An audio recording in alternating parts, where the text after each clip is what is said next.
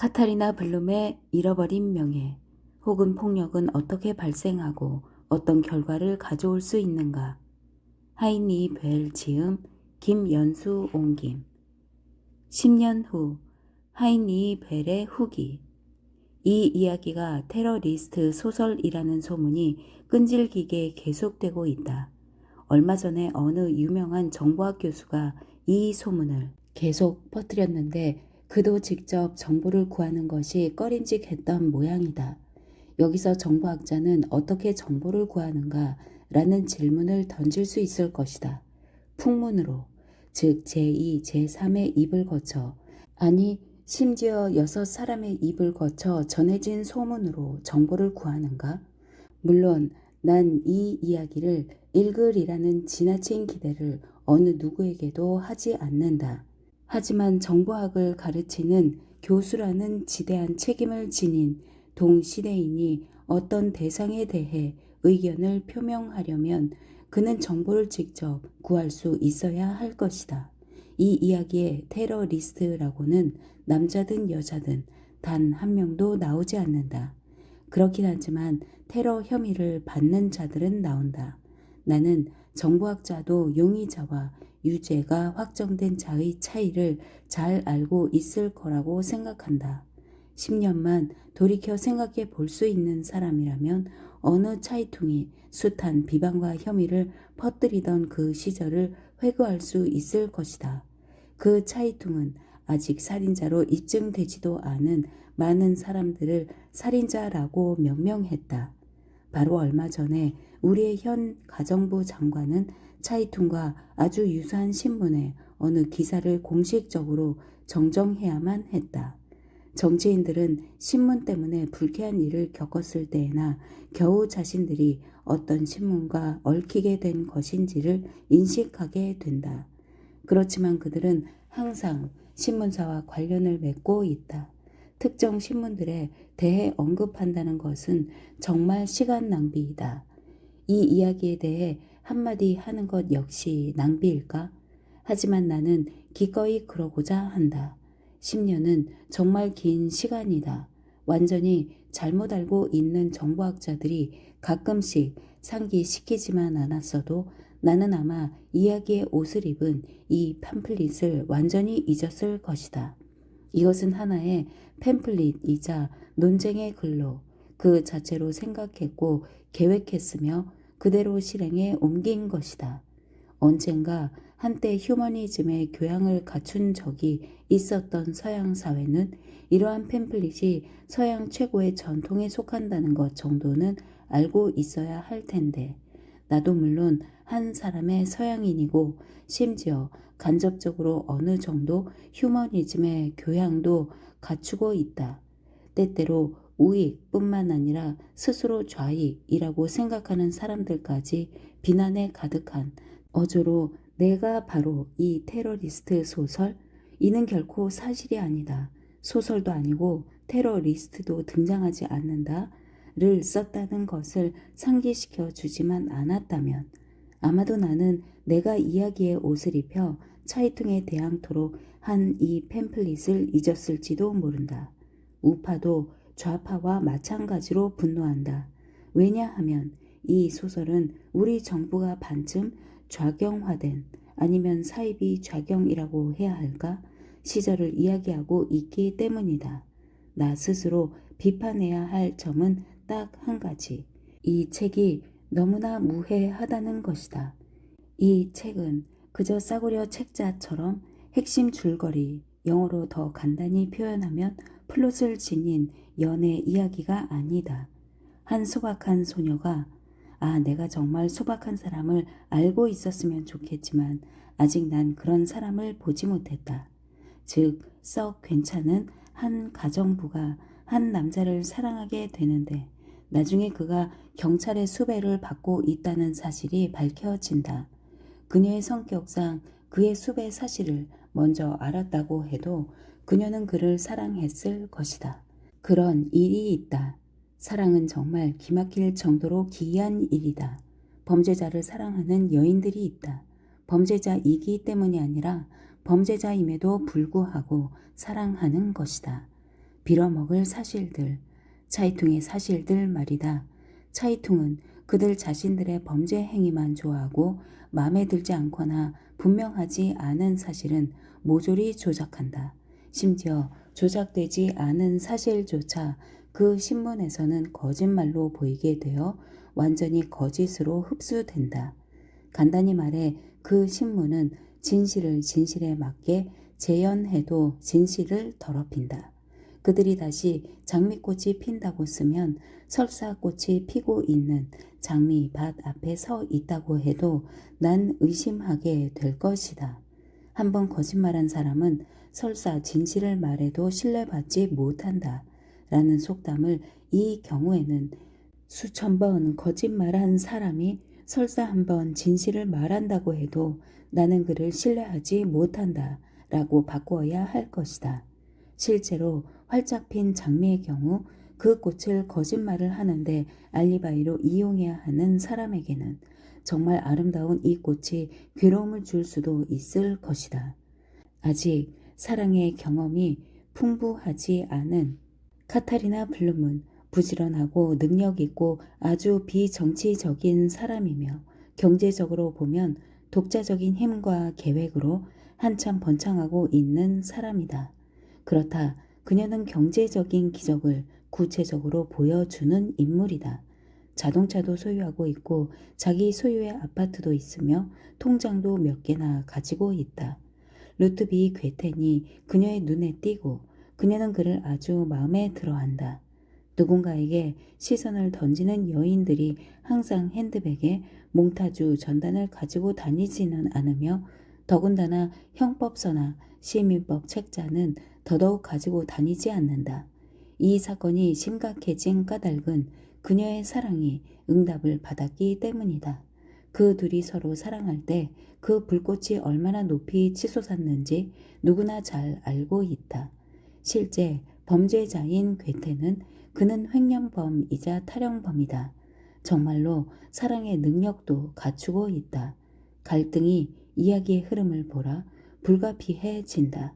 게다가 이 소박한 소녀가 어디에 이런 소녀가 있는가 어디에 두 가지 빌어먹을 특성 바로 모든 전설과 동화에서 높이 칭송되던 특성 성실과 긍지를 지니고 있기 때문에 더욱 그렇다. 상황은 갈등으로 가득 차 있기만 한 것이 아니라 격정적으로 폭발하게 된다.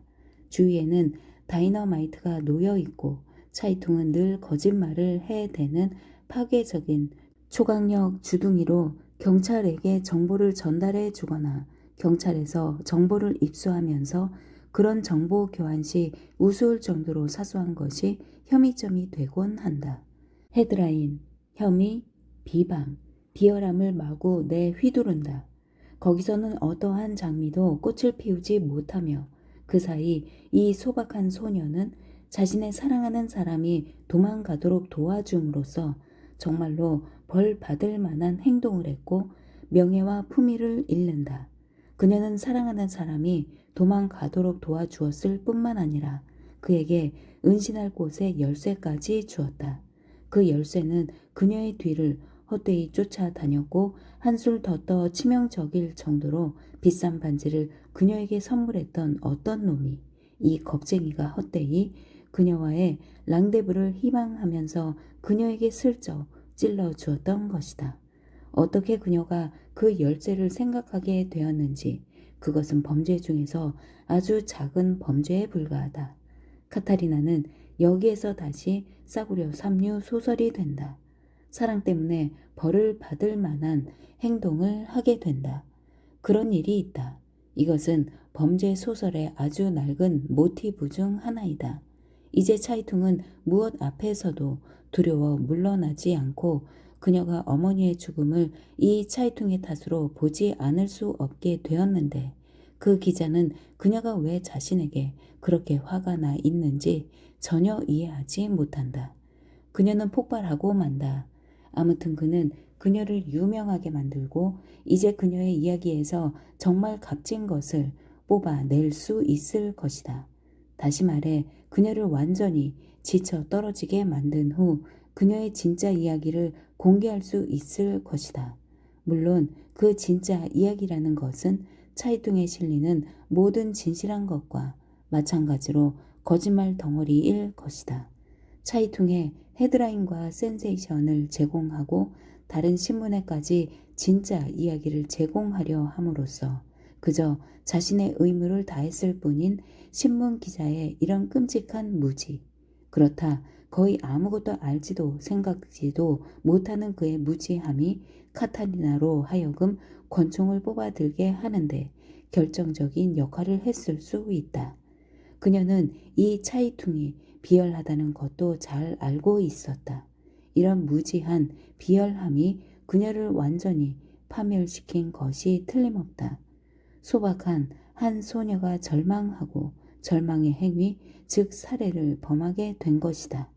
이런 살해를 싸구려 소설에서는 피비린내 나는 행위라고 부를 것이다. 과연 그녀에게 그 기자를 죽일 의도가 있었을까? 아무튼 그녀는 권총을 준비했었고 이에 대해서는 형법서가 동원될 것이다. 살인으로 끝맺는 갈등만 있는 것은 아니다. 한 인간에게 너무나 많은 것을 부당하게 요구한 나머지 가차없이 살인이라는 종말로 치닫게 되는 갈등이 있을 뿐이다. 뿐만 아니라 이런 종말은 서양에서도 익히 잘 알려져 있으니 정보학자들도 물론 잘 알고 있을 것이다. 중요한 것은 이 이야기에는 카타리나 블룸의 잃어버린 명예라는 제목뿐만 아니라 폭력은 어떻게 발생하고 어떤 결과를 가져올 수 있는가라는 부제도 있다는 것이다. 헤드라인에 폭력에 대해서는 거의 알려지지 않았고 그것이 어떤 결과를 가져오는지에 대해서 우리는 그저 조금밖에 알지 못한다. 신문들이 정말 금수 같은 그들의 무지함으로 무엇을 이야기할 수 있는지 한 번쯤 연구해 보는 것은 범죄학의 과제일 것이다. 그러나 이 이야기에는 제목과 부제뿐만 아니라 모토도 있다. 즉, 이 이야기에 나오는 인물이나 사건은 자유로이 꾸며낸 것이다. 저널리즘의 실제 묘사 중에 빌트지와의 유사점이 있다고 해도 그것은 의도한 바도 우연의 산물도 아닌 그저 불가피한 일일 뿐이다. 제목, 부제, 모토라는 얼핏 보기에는 사소한 것 같은 이 세 가지가 이 이야기의 중요한 구성 요소다. 이것들은 이야기를 위한 전제 조건이다. 이것들이 없다면 이 이야기의 팸플릿 같은 경향, 이것은 사실 경향 소설이다. 이 이야기를 읽거나 분석하려는 사람은 일단 제시된 이 세 가지 요소를 생각해야 할 것이다. 이것들이 이미 해석이나 다를 바 없다. 최근 함부르크에 있는 어느 학교 학생들이 그들의 여 선생님을 통해 내게 물어왔다. 카타리나와 루트비가 실제 인물이라면 1982년에 감옥에서 나왔을 텐데 그러면 그 후에는 어떻게 되었느냐는 것이었다. 내가 아직 한 번도 생각해 보지 못한 좋은 질문이다. 자, 이 둘은 결코 테러리스트가 아니었기에 어쩌면 지금 그렇게까지 되지는 않았을지도 모른다. 카타리나는 루트비보다 더 오래 감옥살이를 해야 할지도 모르겠다. 그녀는 어쩌면 처음에는 주방에서 일했을 것이고 나중에는 감옥의 살림, 계획과 관련된 일을 했을 것이며 루트비에게 정권을 위임해 블로르나 변호사와 함께 그녀의 자산을 현금화해서 그들이 함께 운영할 수 있는 작은 호텔을 물색하도록 했을 것이다. 루트비와 몇몇 친구들에게 그녀는 고백할 것이다. 자신은 결국 퇴트게스를 살해할 의도가 없었으나 그가 아주 끔찍스러운 무지함으로 이득을 취할 생각으로 그리고 성적 의도를 가지고 그녀에게 다가왔을 때 그때 갑자기 그를 죽이고 싶은 마음이 그녀를 엄습했다고. 그는 그녀에게 완전히 낯설게 느껴졌고 그녀 자신도 그랬었다. 물론 그녀는 자신이 살인범임을 잘 알고 있다. 그것이 그녀가 아이를 갖고 싶지 않은 이유이다. 그녀는 자신의 아이들에게 엄마가 살인자라는 말을 하고 싶지도 그런 말을 듣게 하고 싶지도 않다. 나는 그녀에게 이름을 바꾸고 머리색을 바꾸라고 검은 머리면 금발로, 금발이면 검은 머리로 염색하라고 충고할 것이다. 나이가 들수록 그녀는 더욱더 자기 자신과 대면하기 힘들어질 것이다.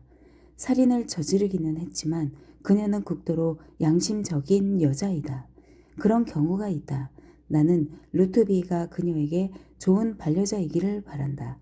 그 밖에 당연히 이 책이 의미하고 있다고 볼 수 있는 언론사는 화를 냈을 이해가 가기도 한다. 뿐만 아니라 때때로 정말 유치하기 짝이 없는 반응을 보이기도 했다. 매주 발표하는 베스트셀러 목록을 없앤 것이었다. 이 책을 언급해야 했기 때문에 그랬을 것이다. 아무리 막강한 절대 권력도 그들만큼 항상 권력을 마구 휘두르지는 않는다. 절대적인 권력을 가진 교황이 직접 소송을 걸고자 자신의 위신을 떨어뜨릴 수는 없는 노릇이었다. 그는 자신의 보좌관, 즉 추기경을 앞세웠다. 교황의 미사 때에도 이따금 추기경들이 그를 보좌한다. 나는 고해를 하긴 했지만 후회하지는 않는다. 추신, 그 사이 빌트지는 거의 정부 기관지나 다름 없어졌다. 중요한 정치 현안에 대한 정부의 공지사항들이 일요일이나 월요일에 발행되는 빌트지의 자매지 중 하나에 발표된다. 작품 해설 1972년 노벨 문학상을 수상한 하인리히 벨의 문학은 경제적, 윤리적으로 폐허나 다름없던 전후 독일의 상황에서 출발한다. 패전 독일의 상황, 즉 영점에서 벨은 전쟁, 귀향병, 고향, 폐허, 가난, 보통 사람들, 이웃을 그 자신만의 따뜻하고 촉촉한 눈길로 관찰하고 보통 사람들의 상흔 밑에 응어리져 있는 깊은 슬픔을 묘사한다. 전후의 폐허더미 위에서 일어선 그의 문학세계는 제3제국의 파시즘, 인종차별주의와 유태인 학살로 만신창이가 된 인간 존엄성과 인간들 사이에 신뢰회복을 시급한 과제로 삼을 수밖에 없었다. 벨의 작품들은 항상 현실 세계 내지는 동시대의 사회적, 문화적 콘텍스트라는 그물망에 얽혀 있었다. 현실의 모순이나 문제점들을 적나라하게 들추어내는데 교회라고 예외일 수 없었고 얼핏 보면 패전 독일 경제의 희생이랄 수 있는 라인강의 기적의 불균형적 발전에 대해서도 눈 감고 있을 수만은 없었다. 전후 서독 사회의 변화 과정을 보여주는 하나의 다큐멘터리라고 불릴 만큼 벨의 작품들은 언제나 작가 자신의 시대 체험, 동시대인의 문제, 동시대적 현실 인식을 다루고 있었다. 벨의 작품 세계가 현실이라는 그물망 속에 엮여 있을 수밖에 없었던 까닭을 짐작케 하는 구절을 1964년 대학 강연 내용을 엮은 프랑크푸르트 강의에서 찾아볼 수 있다. 벨의 작가로서의 자기 이해에서 바로 그가 지향하는 문학의 단초를 읽어낼 수 있다. 나는 비록 종이 한 묶음, 뾰족이 깎은 연필 한 통, 타자기 하나를 가지고 혼자서 글을 쓰고 있지만 나 자신이 혼자라고 느낀 적은 없고 항상 뭔가에 연결되어 있다고 느꼈다. 시간과 동시대성에 연결되고 한 세대에 의해 체험되고 경험된 것에 연결되어 있음을 느낀다. 작가가 홀로 앉아 글을 쓰고 있으나 작가로서의 자신과 자신의 글은 사회적 문화적 생성 콘텍스트와 분리해 생각할 수 없다는 것이다. 또한 벨은 자기 작품들의 뿌리를 1945년까지 거슬러 올라가서 찾을 수 있다고 보았다. 비평가 마르셀 라이히 라니츠키가 평한 바 있듯이 벨은 정통적이고 고답적인 독일 작가 이미지에는 부합되지 않는 작가로 독일의 죄의식을 작품화했다. 그는 사람이 살 만한 나라에서 사람이 살 만한 언어를 찾는 일이 전후 독일 문학의 중요한 과제라고 보았다. 전후 세계적인 재난을 경험하고 고향을 상실한 보통 사람들이 살 만한 공간에서 서로 의사소통을 하면서 신뢰할 수 있는 이웃을 발견할 수 있도록 언어를 회복하는 작업, 즉 언어 찾기가 동시대 문학의 중요한 과제라고 보았던 것이다. 그래서 그는 이웃, 고향, 가족, 사랑, 종교, 그리고 따뜻한 식사와 같은 인간의 기본적인 일상과 삶을 다루고 사회에서 소외 혹은 탈락된 자들의 순수한 인간적인 가치를 보여줌으로써 휴먼 미학을 구현하고 있다. 여기에 번역 소개된 벨의 작품 카타리나 블룸의 잃어버린 명예는 이례적으로 주간지 슈피겔의 1974년 7, 8월 4회에 걸쳐 연재되었다가 이후에 쾰른의 키펜호이어 운트비치 출판사에서 책으로 출간되었다. 이듬해 1975년에는 폴커 슐렌도르프와 마르가레타 폰 트로타가 각색하고 미넨의 비오스코프 영화사, 파라마운트 오리온 영화사, 그리고 서독 방송국이 합작해 제작한 영화로 개봉되었다.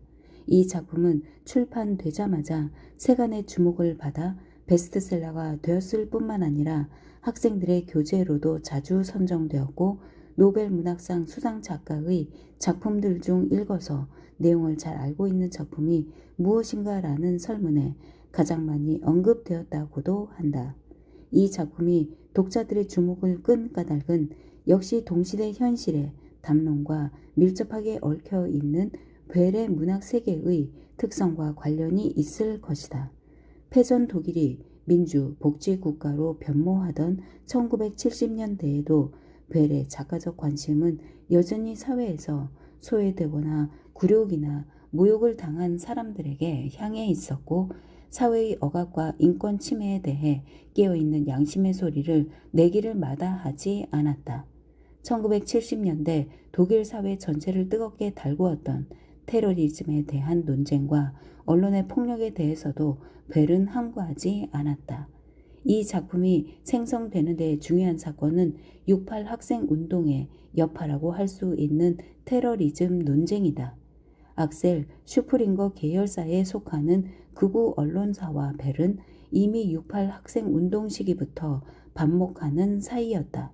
1966년 3인당과 기민당이 대연정을 하고 나치 당원이었던 쿠르트 키징거가 다시 독일 연방 수상이 되고 빌리 브란트가 부수상 겸 외무부 장관직을 맡으면서 이들이 비상계엄법을 관철시키기 위한 헌법 개정에 공조하자 벨은 정치적 난혼이라고 야유하면서 기민당은 기독교 정신을, 삼인당은 사회주의를 파괴했다라고 비판했다.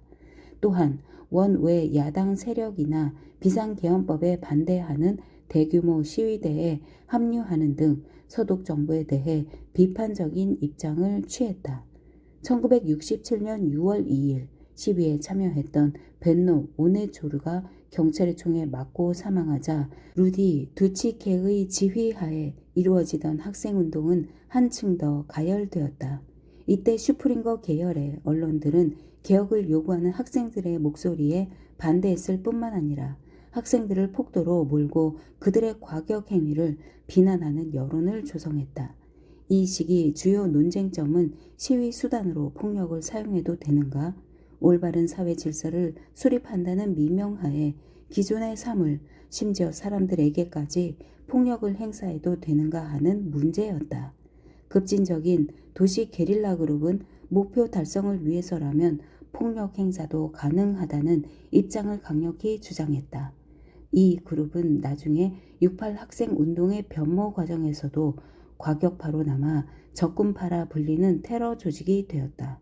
주동자였던 여기자 울리케 마인호프와 그녀의 동료 안드레아스 바더의 이름에서 딴 바더 마인호프 그룹으로 더 많이 알려진 조직이다. 이 그룹은 1968년 4월 자신들의 폭력적인 전술을 시험해 보기 위해 프랑크푸르트에 있는 어느 백화점을 방화하였다. 당시 슈프링거 계열사의 신문을 보지 말자는 캠페인이 어느 정도 고조되어 있었음에도 불구하고 이 사건을 계기로 시민들 사이에서는 학생들의 모든 시위에 대한 적대감이 확산되기 시작했다. 이후 그들은 1970년대 초 과격한 테러 행위로 사회적 물의를 일으켰고 국민들을 불안에 떨게 했다. 정치가 은행가, 기업가들이 살해당하거나 납치되는 사건들도 일어났다. 이러한 분위기 속에서 슈프링거 계열사 언론과 벨의 관계가 새로운 대립의 국면으로 치닫게 되는 계기가 있었다. 1971년 12월 23일 카이저스라우텐이라는 소도시에서 은행 강도 사건이 일어나 시민 한 명이 총에 맞아 사망하였다. 통속적이고 선정적인 슈프링거 계열 일간지 빌트지는 어떠한 확인 절차나 증거도 없이 이 사건을 바더 마인호프 그룹의 소행으로 단정하고 바더 마인호프 그룹 살인 행각을 계속하다 라는 표제의 기사를 썼다. 이에 대해 벨은 1972년 1월 10일자 슈피겔지에 울리케는 사면 혹은 자유통행권을 원하는가? 라는 글을 발표하여 빌트지의 보도 방식을 비판했다. 빌트지만 읽는 수백만의 독자들은 이 일간지의 그릇된 보도 방식 때문에 결국 오도된 정보만을 제공받게 된다는 것이었다. 벨의 이러한 견해에 대해 한동안 찬반 논쟁이 뜨겁게 달아올랐고 슈피겔지에 실린 벨의 글을 울리케 마인호프에 대한 옹호의 글로 이해한 사람들 사이에서는 벨에 대한 엄청난 분노와 저항의 물결이 일었다. 그들은 벨을 RAF 범행의 지지자이자 그들의 친구 혹은 무정부주의적 갱들의 변호사라고 칭하기도 했다. 하이니 벨이라는 이름은 한동안 좌파적 개혁을 반대하는 보수 시민들의 욕설의 표적이 되었다. 국제 팬클럽 의장으로 소련의 반체제 작가들을 위해서는 아무 일도 하지 않으면서 자국의 테러리스트들을 비호한다는 비난도 있었다. 심지어 익명의 편지나 전화로 욕설과 협박까지 쏟아져 벨과 그의 부인은 몇 주 동안이나 집 밖을 나가지 못하기도 했다. 1972년 11월 벨이 노벨 문학상을 수상한 뒤에도 슈프링거 계열사 저널리스트들의 공격은 수그러들지 않았지만 그래도 노벨상 수상으로 그의 명성이 대내외적으로 더 높아져 그가 자신의 입장을 공개적으로 표방하기가 유리해졌다. 벨의 카타리나 블룸의 잃어버린 명예는 이러한 사회적 콘텍스트에서 생성되었다. 과거에 적군파의 수많은 테러 살해 행각에 가담하여 종신형을 받았던 여성 테러리스트 브리기테 몬하우프스가 2007년 4월에 집행유예로 석방되었다. 이를 계기로 그녀의 석방에 대한 논란과 아직도 구속 수감 중인 다른 테러리스트들의 석방 문제 및 여전히 명확하게 밝혀지지 않은 1970년대 정치가 은행가 연방검찰청장 등의 살해 사건에 대한 재고 등이 거론되면서 적군파에 대한 논쟁이 최근 다시 고개를 들었다. 약 30년의 세월이 흘러 그동안 독일에서는 좌우의 깊은 골이 어느 정도 메워졌다고 여겨졌으나 30년 전의 테러리즘에 대해 다시금 논쟁이 벌어지고 있으니 벨이 오늘날의 논쟁을 보았다면 어떠한 반응을 보였을까? 벨은 카타리나 블룸의 잃어버린 명예를 통해 눈에 보이지 않는 또 다른 폭력, 즉 언론의 폭력을 이야기하고 있다. 가정관리사로 성실하게 일하면서 근검절약으로 아파트까지 소유하고 있는 27살의 이혼녀 카타리나 블룸의 개인적인 명예가 언론의 폭력에 의해 처참히 짓밟히고 그 결과 그녀가 기자를 살해하게 되었다는 이야기이다. 살해라는 눈에 보이는 명백한 폭력을 초래하는 눈에 보이지 않는 또 다른 폭력을 다루는 것이다. 폭력은 어떻게 발생하고 어떤 결과를 가져올 수 있는가? 라는 이 소설의 부제는 이미 작품의 주제를 시사하고 있다. 뿐만 아니라 이야기를 시작하기 전 소설의 모토를 설명하듯 벨은 다음과 같이 말하고 있다. 이 이야기에 나오는 인물들이나 사건은 자유로이 꾸며낸 것이다. 저널리즘의 실제 묘사 중에 빌트지와의 유사점이 있다고 해도 그것은 의도한 바도 우연의 산물도 아닌 그저 불가피한 일일 뿐이다. 이렇게 벨은 소설 앞에서 이 이야기가 허구임을 밝히고 실제 빌트지를 염두에 두고 글을 쓴 것이 아니라고 말하고 있지만 이는 역설적으로 빌트지와의 유사성을 강조한 셈이 되었다. 혹시 빌트지 측으로부터 제기될 수 있는 명예훼손 고발 같은 법률적인 경우를 대비한 발언이기도 하겠지만 그만큼 이 소설이 사회적 콘텍스트와 밀접한 연관을 갖고 있음을 다시금 반증하는 대목이다. 빌트지에 대한 복수로 이 소설을 썼다는 까칠한 비평도 없지 않았다. 이 작품의 모델은 1972년 1월 바더 마인호프 일원들에게 숙식을 제공했다는 이유로 언론의 비난을 받은 것은 물론 해직까지 되었다가 나중에 무혐의로 복직되었으나 상당한 명예 실추를 경험했던 하노버 공대 심리학 교수 페터 브리크너로 벨은 이 모델을 지식인이 아닌 가사 관리사라는 평범한 보통 사람 카타리나 블룸의 체험으로 허구화했다. 이 사건에 대한 지식인의 반응은 블룸이 가사를 돌봐주는 블로르나 박사 부부를 통해 볼 수 있다. 벨은 주인공 블룸을 통해 언론의 폭력이라는 사건의 본질을 보다 이해하기 쉽고 설득력 있게 보여줄 수 있는 감정적인 토대를 제공하고 있다. 블룸은 카니발 시즌 한 댄스 파티에서 괴텐이라는 강도 용의자를 만나 첫눈에 사랑하게 되면서 언론과 경찰의 그물망에 걸린다. 그녀는 경찰의 조사를 받는 중에 언론에 노출되고 여기서부터 한 개인의 명예를 무참하게 짓밟는 언론의 보도 방식이 문제가 된다. 카타리나는 이를 계기로 가치관의 혼란을 겪고 절망하면서 잃어버린 명예를 보상받고자 기자를 살해하고 자수한다. 언론에 의해 한 개인의 명예가 생매장되고 결국 그것이 언론사 기자의 피살로 이어지는 폭력의 악순환을 보여준 것이다. 소설은 시간 구조상 1974년 2월 20일 수요일부터 24일 일요일까지 닷새간의 사건을 이야기하고 있지만 화자가 조사한 자료와 여러 증인의 진술들을 토대로 살인사건을 재구성하는 보고 형식이라 중간중간 사건 이전의 이야기나 화제의 목소리가 끼어들기도 한다. 소설의 시작 부분에서 이미 사건의 결말인 카타리나 블룸의 기자 살인 사건이 드러난다. 왜 카타리나 블룸이 기자를 살해할 수밖에 없었는가? 라는 질문과 함께 그 이유를 추적하는 과정에서 독자는 언론의 횡포와 폭력을 함께 경험하게 된다. 아울러 가능한 한 진실을 이야기하고자 노력하는 화자의 메타 내러티브적인 서술 방식 및 경찰서의 신문 과정 중에 블룸이 보여준 언어에 대한 민감성과 진실한 언어 표현을 찾으려는 자세가 차이퉁지의 진실을 조작하는 언어 사용과 극명한 대비를 이루고 있다. 이 작품은 내용적으로나 형식적으로 인간과 인간, 개인과 사회의 신뢰 회복을 위한 결정적인 전제로 언어의 신뢰성 회복을 다루고 있다. 사람이 살 만한 나라에서 살 만한 언어 찾기와 다름 아니다. 2008년 봄 김연수